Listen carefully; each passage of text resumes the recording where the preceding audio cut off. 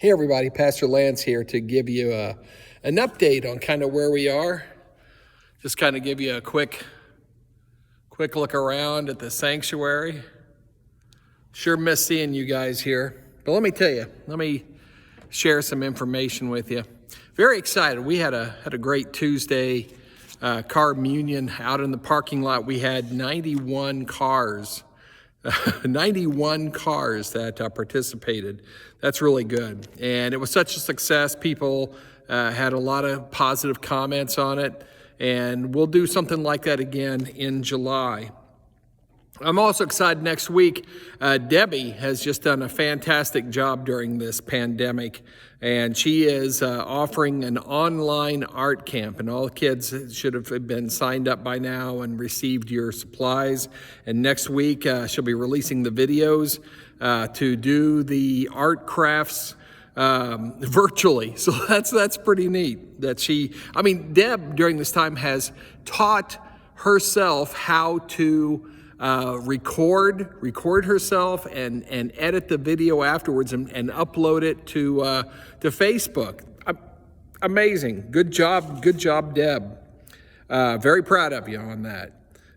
We should be moving up to level 4 in a couple of weeks, about the end of the month. They do their evaluation, Department of Public Health, and say, okay, we're going to move from level 3 to level 4. Doesn't change restrictions at all for us. Not at all. The only thing it doesn't say is, well, you can have 50 people socially distanced and wearing masks and marching in and out and all that. And I'm sorry, increased capacity doesn't really help us. It's the restrictions that are messing with us.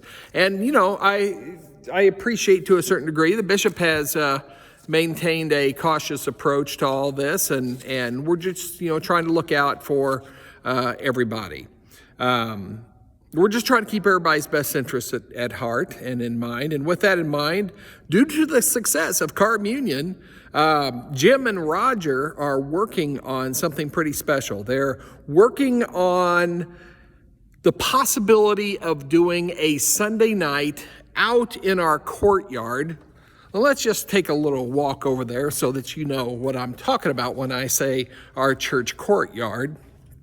It's just outside of the sanctuary here. Through the doors that the choir usually goes in. Very bright out. See the pretty courtyard?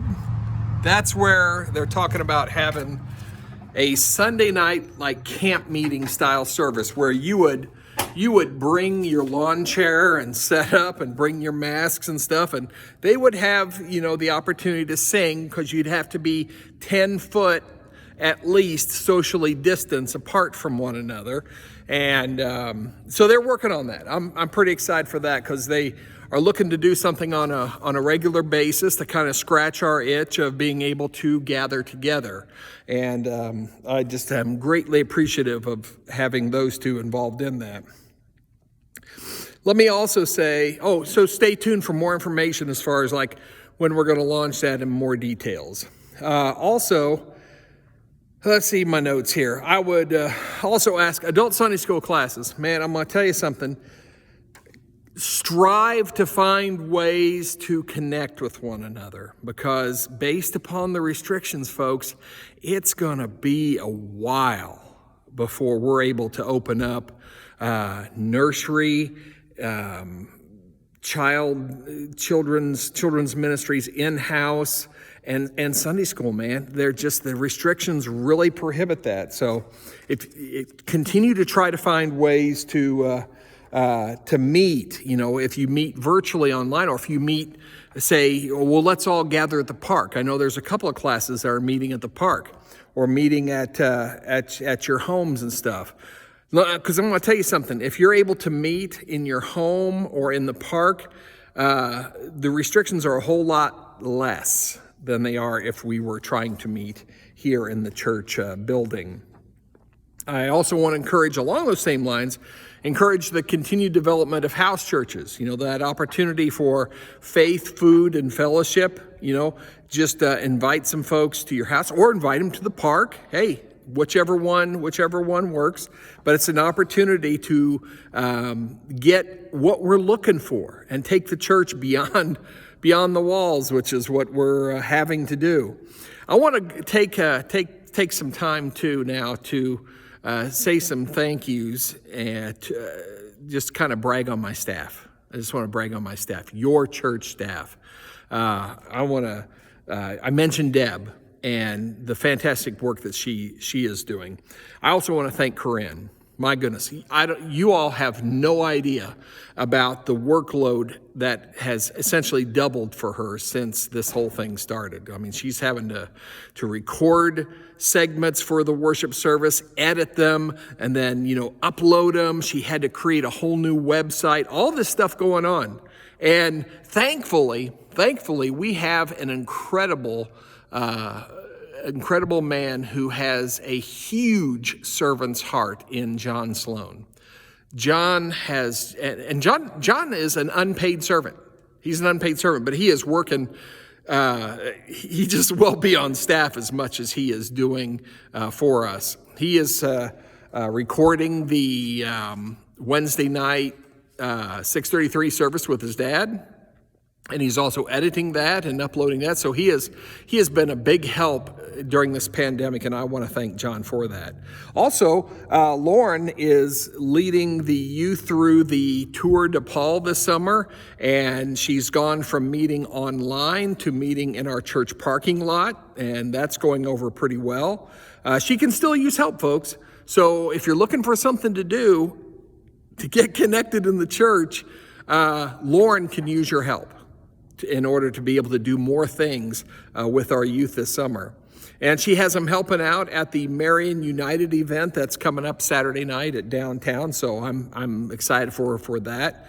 Jody, oh my goodness, Jody has just absolutely been busier than ever with trying to find ways to minister to folks during this pandemic because, of course, there's lots of restrictions now on hospital visits, on home visits and things like that. So Jody has started with the porch visit. So, if you'd like to have a porch visit, give Jody a contact during that.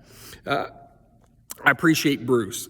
Bruce has been great with the administrative side of things because there's been extra administrative challenges pop up during this time. And he's also helped keep me sane. He's helped keep me sane during this as well. Dawn is back in the office. It's so good to have her back after a couple of months out. She's got our Simple Church program almost where it should be. And that's an amazing accomplishment. And also really nice to hear her voice back in the building. And I know when you folks call, it's nice to have a real person to answer the phone too. Isn't that nice? Also, I want to say a shout out to Ivan and Phyllis. They've been able to get some stuff done here at the church that they normally would never have had time to do with all the regular cleaning that has to be done. The place looks great. The place looks great, and I just thank them for their effort on that front. I mentioned about Roger and Jim and the things that they're doing. They've of course been a great blessing. Sharon and Judy, they are steady troopers with their part of recording the services. They are the consummate professionals, and I thank them for what they're doing during this time. Linda's been plugging away, doing a great job, and Judy Kay, another one of those unpaid servants that we couldn't do without. And I just love how she has been bringing me positive offering reports. And they're positive because of you all. You all have been phenomenal in supporting Aldersgate and its ministries during this pandemic. And I can't thank you enough for your continued support. More folks have been giving online than ever before, and more folks are utilizing the postal service. So I know that Matt, our mailman, thanks you for helping to keep him gainfully employed with the postal service. But thank you. Thank you so much for your continued support during this time. Also, another thing to try to help make things a little easier for you is we are installing or having installed permanent deposit slip box where you can come to the church, in times where it's not open, and lift up the slot and put your deposit in safely, and it falls into a secured location within the church building. So I'm excited about that opportunity as well. We want to make giving continue to make it just as easy as possible for you. So let me say, try to answer the when question, the big when. When are we going to be back? When are we going to start filling these pews again? Because we're starting to see some of our brothers and sisters making plans to open up. And it's like I mentioned earlier, we are part of the United Methodist Church, and our conference and our conference leadership has made the decision that they're going to, if they're going to err on the side of caution, and we'll just be right with them on that. But in the meantime, we try to find ways to scratch our itch of getting together. And as I mentioned about Roger and Jim, watch this space for more information that's going to be forthcoming. We're just kind of in the infancy stages of that. And when we do come back with our restrictions and social distancing and all that, we'll probably start on Wednesday nights with the 6:33 service. That'll probably be the first thing that we start back in before we start with a Sunday morning thing. So that's kind of where we are. I just kind of wanted to let me check my notes here, make sure I've got all the stuff. I think that's all I have for today. But I want to thank you all for listening. I want to thank you all for watching the services on Facebook Live, on the website, or listening on the radio. However you do that, keep your staff in prayers. Keep me in prayer if you would. No one that I know of has ever been through something like this before, has never led through this before. So this is all uncharted ground for us. And it's Shane Bishop wrote an article a couple weeks ago that talked about how leadership used to be a thing where you mapped everything out and you had long range plans and that type of thing. And he says, based upon where we are now with pandemics and civil unrest and all those things that just seemingly pop here, pop there, and pop out of nowhere and dramatically change how we do things or how we have to do things. It's now become a matter not of leadership, but of navigation. It's like running rapids, navigating the rapids, because you don't know what's coming. So you got to be nimble and you got to be quick and quickly adaptable to things. So it's a challenge. It is definitely a challenge.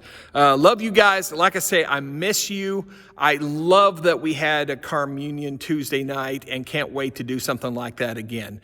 God bless you. Know that I'm praying for you, and I appreciate your prayers for me as well. God bless.